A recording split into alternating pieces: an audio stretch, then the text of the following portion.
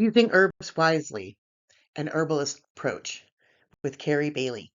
This is part 5 of What is an Herbalist. Welcome to an Herbalist Approach. I'm Kerri Bailey, and these are my philosophies I've developed over my herbal path that spans over 40 years. I hope this helps you understand how, when, and why to use herbs and other techniques for optimizing your health. Over the years as an herbalist, I've gotten so many questions about how to use herbs, especially which ones work best for a particular situation. And so I've been fighting this disinformation. It's seemingly a constant battle for so many years. And after explaining the same things over and over again, I realized I was developing a set of herbal principles. This became a basis of how I share these factors of using herbs with my students, and then anybody else who's interested in holistic health and how to use herbs wisely. This is my 5-part herbal philosophy I've developed over several years, so please join me as I explain them now. Well, the first principle is about whole herbs equals whole foods. And I don't know if you remember a couple decades ago, everybody was talking about eating whole foods rather than less processed foods or things broken down. So that's the whole concept about that. Herbs are food before they're medicine. So fortunately, we don't have to have a prescription to take them. So the herbs being food, they can build, maintain, and enhance our diets. So by consuming a healthy, diverse diet, it allows our bodies to function properly. And as Hippocrates once said, let food be thy medicine and medicine be thy food. So when you think about using herbs in their whole form whenever possible, rather than consuming them in concentrated, active, or single ingredient extracts or things like that are actually taking out the active ingredients of the plant and giving it to you in a concentrated form. Now, there's so many other nutrients, chemicals, phytonutrients, all kinds of things inside of herbs, thousands of compounds, and they work together synergistically. So when we try to use herbs as drugs, they don't work that well. They can also almost harm you. I don't know if you've heard that some of the berberine uh, products out there are actually starting to cause problems. So, berberine is an active ingredient. It causes a yellow pigment in some plants like Oregon grape and barberry, golden seal. So, instead of taking that concentrated extract or even the green tea extract or those other kinds of powdered extracts that are the single ingredient rather than the whole herb, you're really missing out. So it's much better to actually drink the tea itself or take those whole ground powdered herbs as a supplement, whether they're in a capsule or in a smoothie mix, or eat your herbs and spices either fresh in your foods or dried as seasoning blends, or you can marinades. There's all kinds of different things you can do with those dried herbs.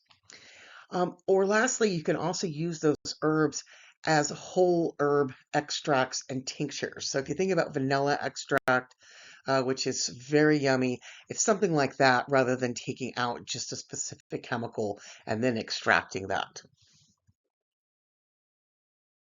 Now, the second principle is about using herbs seasonally. A lot of people don't know this, but herbs are intended for either short or long-term use. So use up your supplements, change them up every 3, 4 months, rotate those herbs throughout the seasons. So in spring and summer, when it's warmer out, we want to utilize cooling herbs. We're also doing a lot of elimination during these months. So those cooling herbs will help us to process that through our body. And then when we get into the colder months of fall and winter, We want to warm ourselves up with more warming spices to help build our immunity and help ourselves detoxify. So you think about that, and that's a good basis on how to rotate your herbs. Now, this third principle is something that I personally have learned. I wish a little earlier I would have learned that in life, but I've learned it now. So I'm going to share this with you, but it's about practicing moderation. And, it sounds very simple and obvious. We want to watch how much we're drinking and those kinds of things, how much sugar intake we're having. But it's much more than that. It's about extremes in all aspects of our life, physically, mentally, emotionally, avoiding high levels of stress. When we overdo it for long periods of time, especially for months or even years, it can cause a variety of different symptoms, such as inflammation, pain, memory issues, low energy, all kinds of things. Maybe we're angry, we're upset, we're depressed, anxious. There's all kinds of things that can be going on. And if they're continued for too long of a period of time, they can lead to very serious conditions, such as autoimmune immune diseases and many types of cancers. So please listen to your body. What is it telling you? If you're in a lot of pain, or if you're experiencing some things that just aren't right, you might want to think about what you're doing in your life. And if it's a work situation, home situation, try to alleviate those things as much as possible, because you will pay for it. Trust me, I know. I didn't listen to myself with my knees, and I had to end up getting them replaced. So, and then I also know dozens and dozens of people that have gotten fibromyalgia, different types of cancers, from overdoing it. So, our bodies, we all are joints, they all have expiration dates on there that we don't know about. So, you want to really make sure you pay attention to your body. Avoid those extremes. Now, the other thing we want to avoid is strong doses. I can't tell you also how many people come in that herb shop and I want the strongest herb that there is for this and that. And that's not really always the best approach either. Strong doses of herbs are not for everyone, and they're for very short-term use. So we also want to avoid strong doses of things like sugar, caffeine, nicotine, obviously abusing narcotics, alcohol, especially for prolonged periods of time. Those really mess with our circadian rhythm and the homeostasis that goes on in our body. The other thing we want to avoid is fast results. You know, Slow and steady wins the race. And when you are doing fast fads and things to work quickly, they really only work for a short period of time. And oftentimes they can cause more problems. They can make you worse than where you were before. So instead, try to build gradually and allow time and treatment to heal yourself.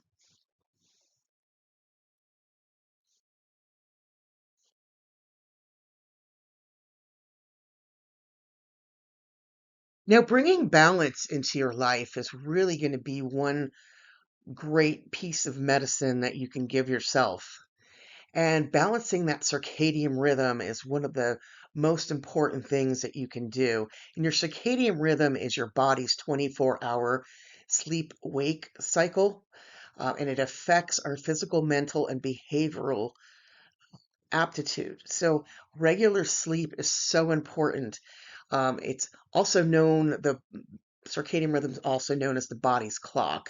When we don't get enough sleep, our brain can't detox. And if our brain can't detox, protein plaques and things can build up. We get mental fog and things like that. So, really important that our brain gets its rest as well as our body.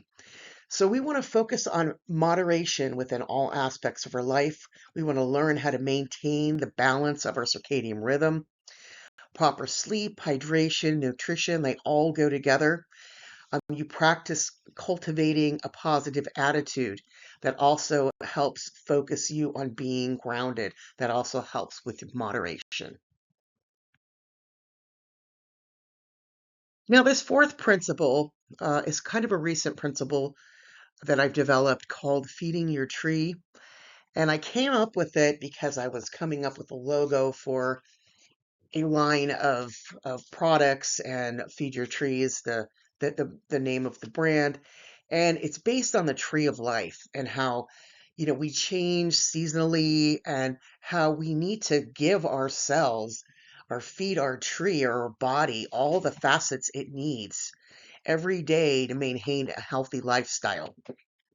So when we feed our tree, we want to feed our tree with a daily rainbow of of things. So this feeding your tree every day with this daily rainbow, when I was coming up with this concept, I was writing a class for superfoods and nutrition and the whole rainbow of foods. And I thought, oh, wanted to come up with kind of an acronym for feeding your tree. And so I kind of came up with this getting your daily shade, and the shade kind of a play on the color hue of the different shades that you would have a day. And also, the term shade is protection. So you could think about that in multiple ways. So, what the first letter stands for in shade, S, is for sleep. And getting about 8 hours of sleep a day is what most people need. Some people can do less, some people need more. It also depends on your activity level. And we also need light too. So light's really important to help with our sleep. Uh, light, natural light outside a little bit every day really helps. And if you need to take a nap, 15 to 30 minutes if needed a day is good. You don't want to unbalance your circadian rhythm. If you sleep too long during the day, then you're not going to want to go to sleep when you should at night. And the second letter, H, is for hydration, and that's about keeping yourself hydrated throughout the day properly. About 8 cups or so. Most of that probably water. You can also drink coffee, tea, fermented drinks, milk, juice. We want to keep the sugar level down, especially the high fructose sugar and that kind of thing. And then, of course, if you want to drink some alcohol, you want to limit how much you're drinking a day. And then A is for attitude, and that's a lot to do with our mental and emotional state, and also some self care. So, reading, learning every day a little bit, meditating, organizing and planning your life out, your week out, your day out, spending time with others, laughing, having joy. So, if you can do that 1 to 2 hours a day, that would be great. Maybe not every day you can do that. Other days, maybe at the end of the week on Sunday or something, you can spend more of that 2 hours or more. And then D would be for diet. You want to make sure that you have a nutritious diet with whole foods. Try to eat 8 superfoods a day and vary that rainbow. Eat different things, change it up weekly. Most of us go to the grocery store once a week or whatever. So when you're buying that bunch of bananas or bunch of grapes or whatever, the next week buy something else and kind of swap them out. So you're not eating the same foods all the time. And then the last part of shade is E, and that's for exercise. So if you could try to get regular exercise every week, 3 to 5 times a week if you can, 15, 30 minutes or more. If you can't do that, maybe you have a sedentary job. If you could get up 8 minutes every hour and walk around and be on your feet and your legs moving, that will seriously decrease your blood sugar and your blood pressure. So it doesn't have to be really strenuous exercise, although your heart does need some cardiovascular work. So it's a muscle, it's going to need it.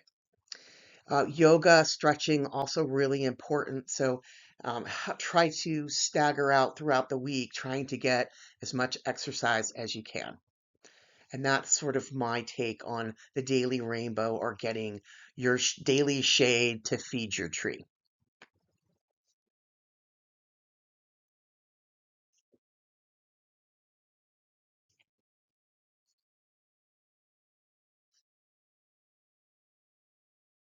Now, the fifth principle is my garden is my laboratory.